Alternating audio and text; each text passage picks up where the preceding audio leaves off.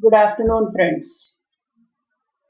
The language debate by Rajeswari Sunder Rajan is the extract we have chosen for our discussion today.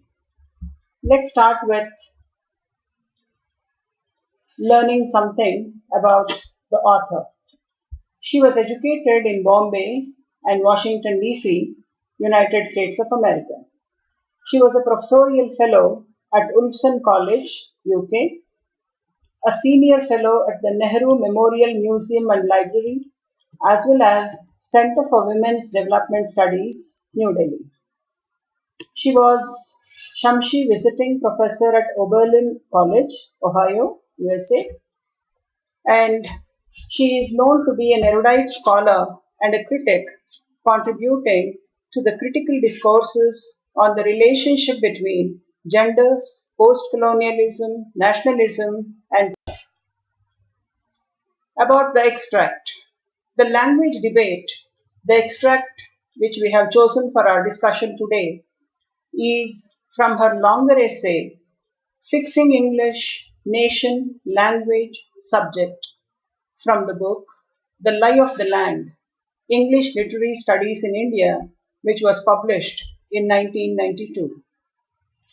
Rajeswari Sunder Rajan is recognized as an important voice in the field of post independence English studies in India. To start with, we need to learn the position of English in India as Rajeswari Sunder Rajan discusses in her essay.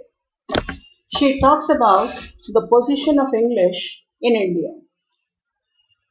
And as she says, India, as one of the former colonies of Britain, does not have or does not accord the same position to English as in many other colonies or countries which were once under the rule of British.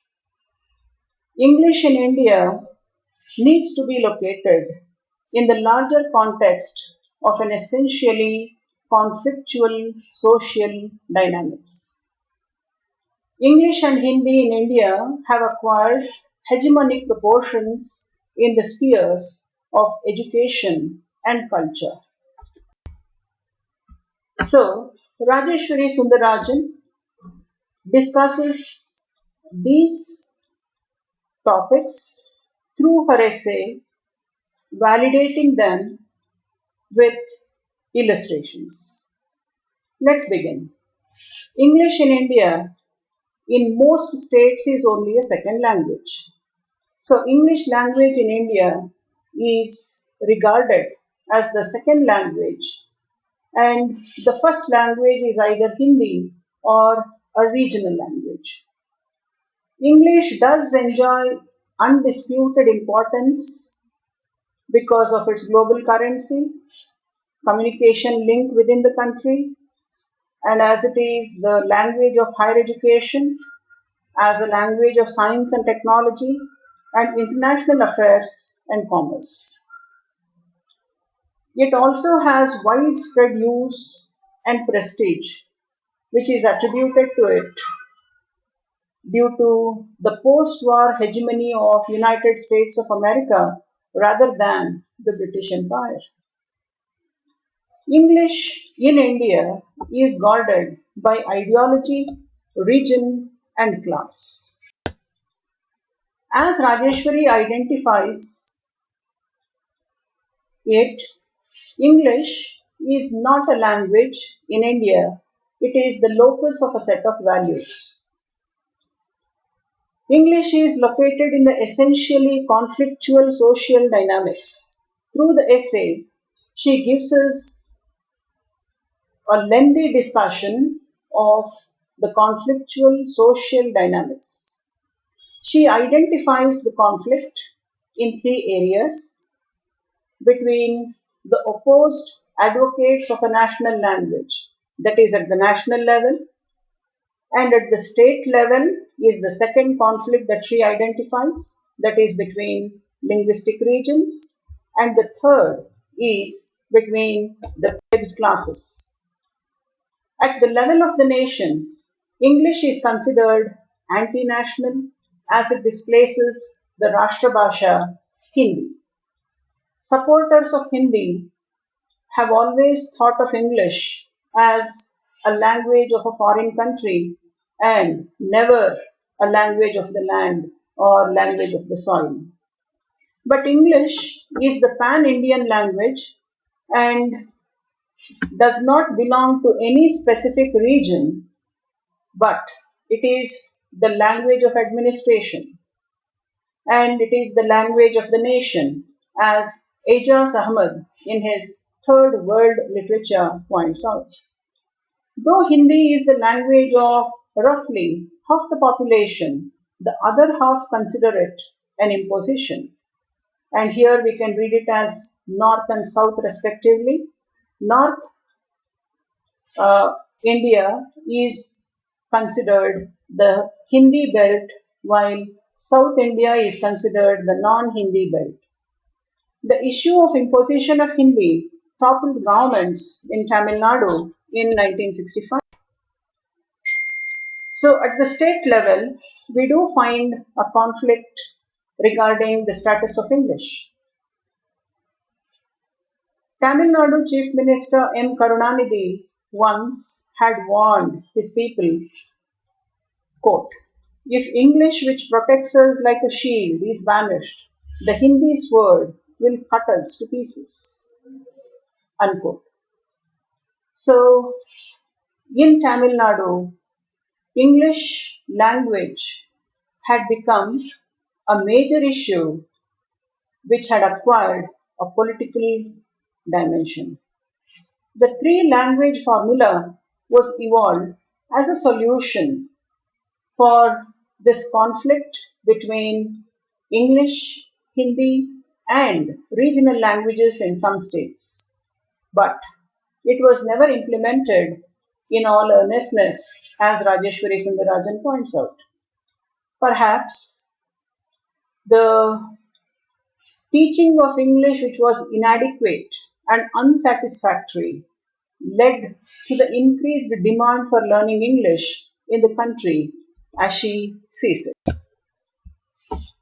Moving on to the third level of conflict, that is at the class level, she points out English is the asset enjoyed by the English speaking upper classes. It is also the handicap suffered by the rest, traditionally known as the masses.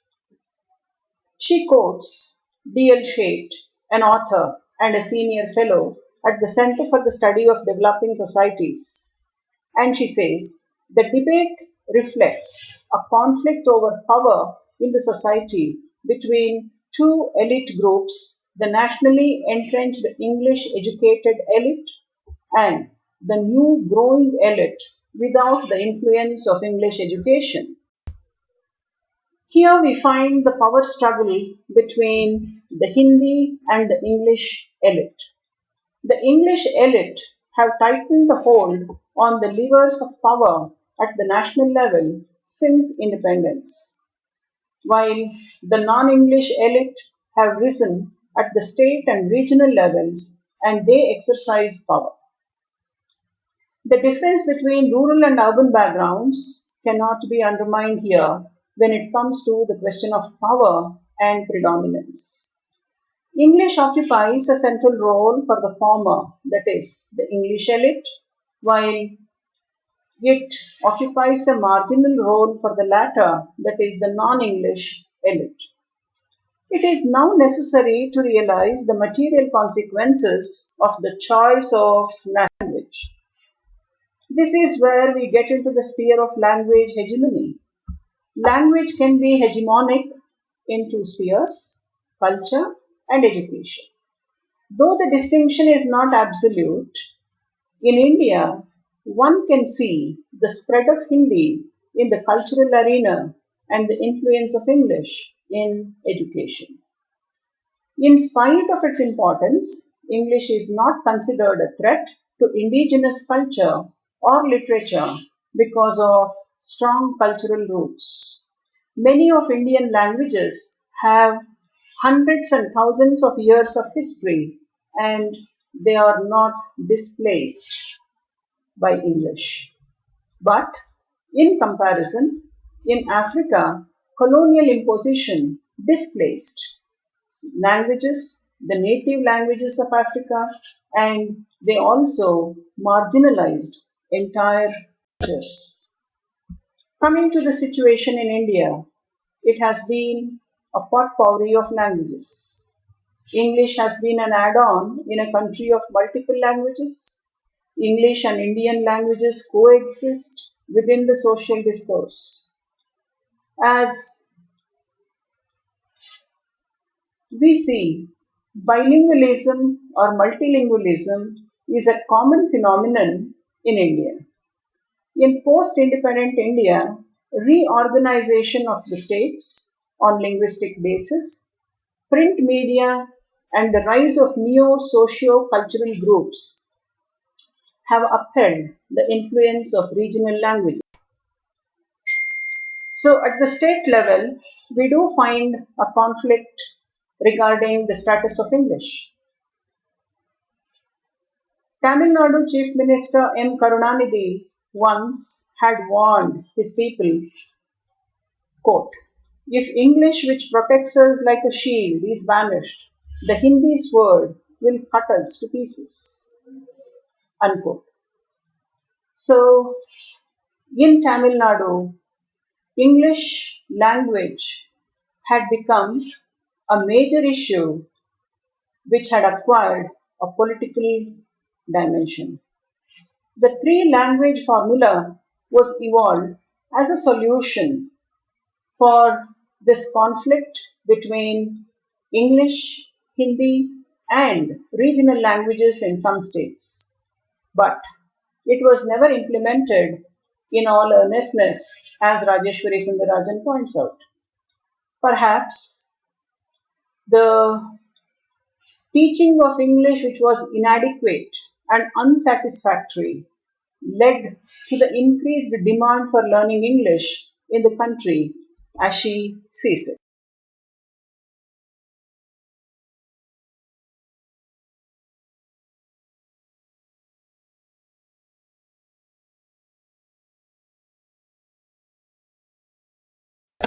Of the native country. Coming to the importance of English in media and entertainment. Widespread use of English in print and visual media and best selling paperbacks, etc., indicate the importance and the influence that English has in a country like India. Western music, Hollywood cinema, and Western theatre are not only popular but also influential. Their enormous increase by the advances in telecommunication, technology, and now with globalization can be clearly seen. But the influence of Hindi surpasses English in the cultural domain, as she points out. The striking popularity of Hindi cinema and television programs have contributed to the rise of pan Indian culture. The regional cultures, though seem to resist the hegemony of Hindi on TV, commercial Hindi cinema has pan Indian reach. As Jag Suraya says, the columnist, often you read him in the Times of India, the combined and contested hegemonies of English and Hindi have resulted in a form of hybridization, which he lampoons as an aspect of Indian postmodernism. As Rajeshwari identifies it, English is not a language in India, it is the locus of a set of values. English is located in the essentially conflictual social dynamics. Through the essay, she gives us a lengthy discussion of the conflictual social dynamics.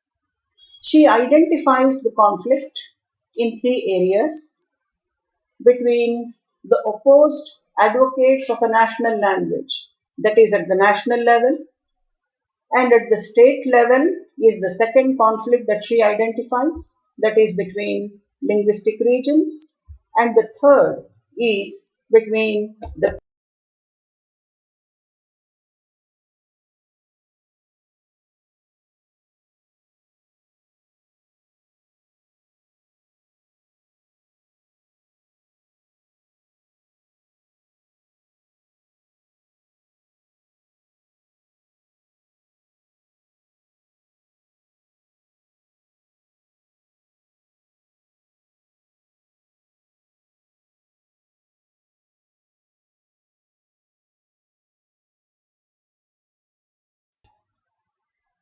English on the Indian soil has been nativized, giving out to a variety of English which you can call a hybrid variety. And this is what she refers to as hybridization of English in India. Growing middle classes with a changed cultural outlook, more in tune with the global metropolitan world, have been a factor for this kind of a hybridization to take place. But upwardly mobile social groups incapable of the kind of bilingualism of the educated elites of the past, like Gandhi, Tagore, or Tilak, who had cultural basis to political power. As English is the chief, even sole language of official administration, it is critical for the white collar job seekers. Therefore, it is a major component of Indian higher education. English remains a language of opportunity and a passport to global jobs. Though state governments have undermined the importance of English as a populist measure, the demand for English learning is seen in proliferation of bazaar institutes, private English medium schools, etc. It is also reflected in the emigration of students to areas offering English education as in Nepal and in Indian scenario we find dual system of education. One, expensive public schools which give English medium of instruction from lower classes, while regional language schools which are mostly run by municipalities or by governments which offer English as a subject, and English as a subject that is taught badly. But in the very recent past, the governments are establishing public schools with English as the medium of instruction owing to people pressure. Not to deny the fact that availability of English as a resource has prevented the development of Indian languages for technical and higher education purposes. Rajeswari Sunder Rajan throws light on the English language teaching situation in India in her essay as well. As the author declares, English must be taught better in India.